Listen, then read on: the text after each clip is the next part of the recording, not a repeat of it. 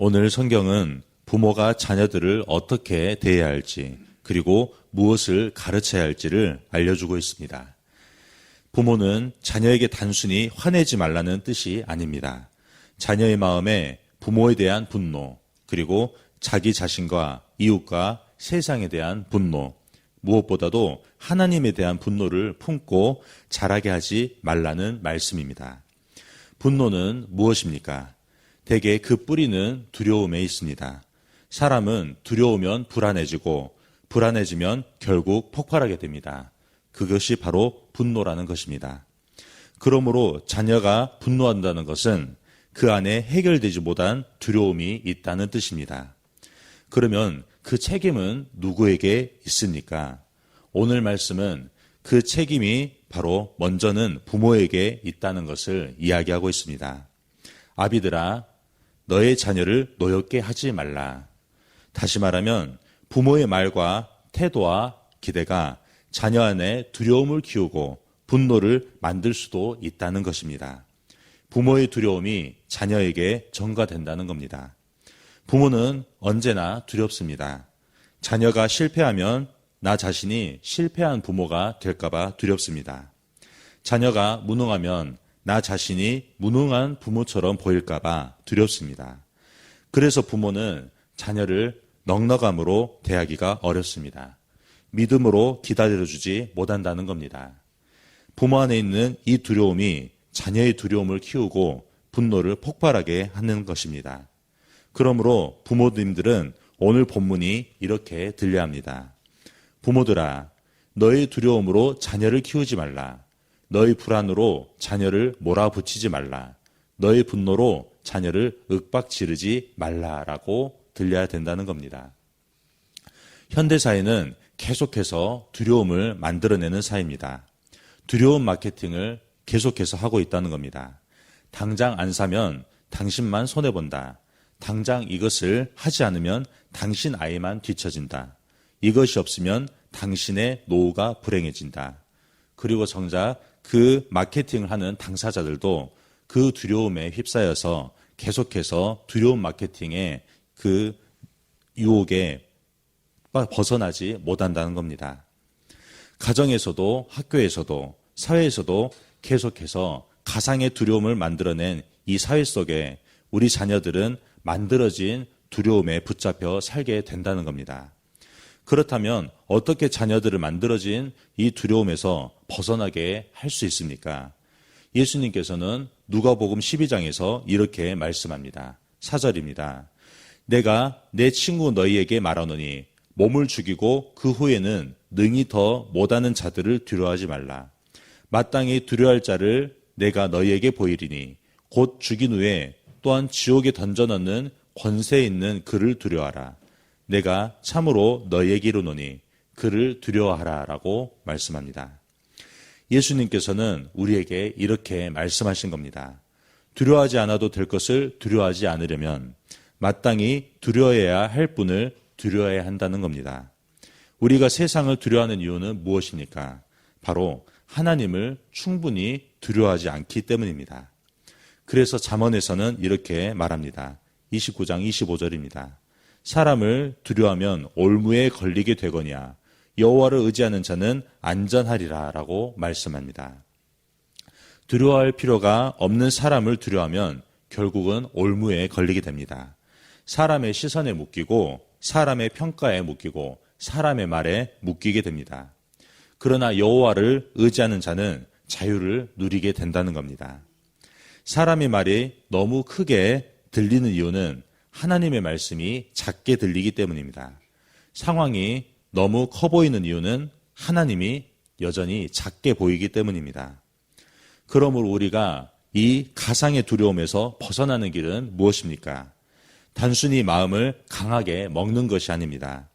적극적인 사고방식이나 긍정의 힘을 갖는 것도 아닙니다. 진짜 두려워할 것을 두려워하는 것이 바로 하나님을 향한 거룩한 두려움, 곧 하나님을 향한 경외심을 회복하는 길이라는 겁니다. 이 하나님을 향한 경외심은 단순히 하나님 앞에서 벌벌 떠는 공포가 아닙니다. 성경이 말하는 이 경외심은 하나님의 거룩하심에 압도되는 겁니다. 동시에 하나님의 사랑에 압도되는 겁니다. 이 하나님의 거룩하심과 사랑을 동시에 보여주는 것이 무엇입니까? 바로 십자가라는 겁니다. 로마서 5장 8절입니다.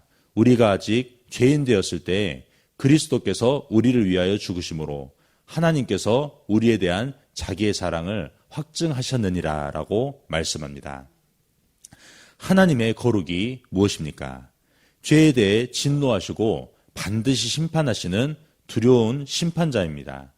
그러나 하나님의 사랑은 무엇입니까?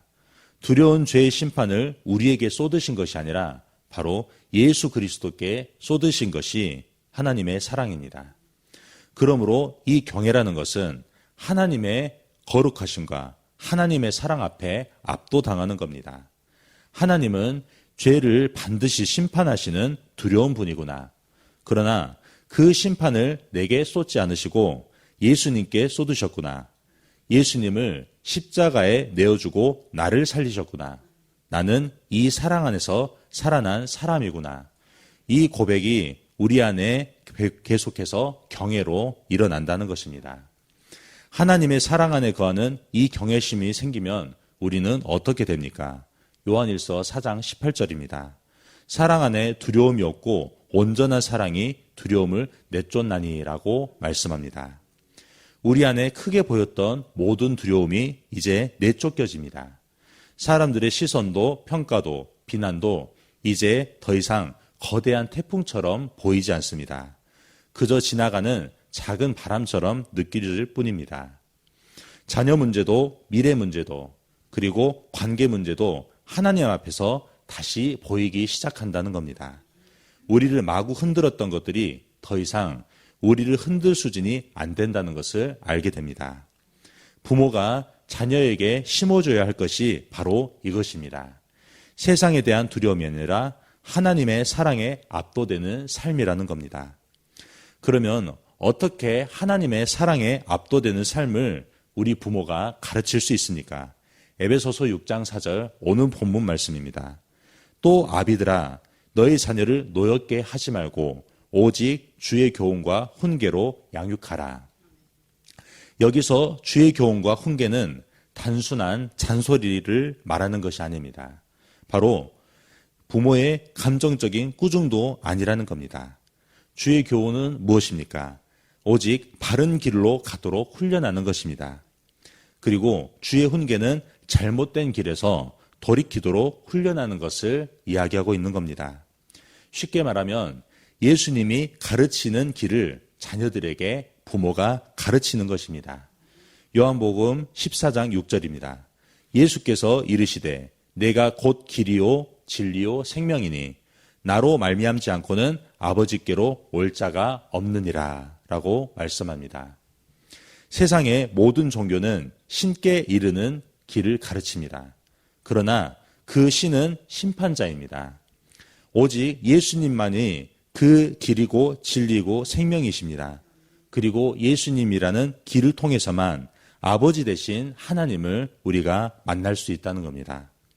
우리의 행위를 따라 심판하시는 심판자 하나님이 아니라는 겁니다.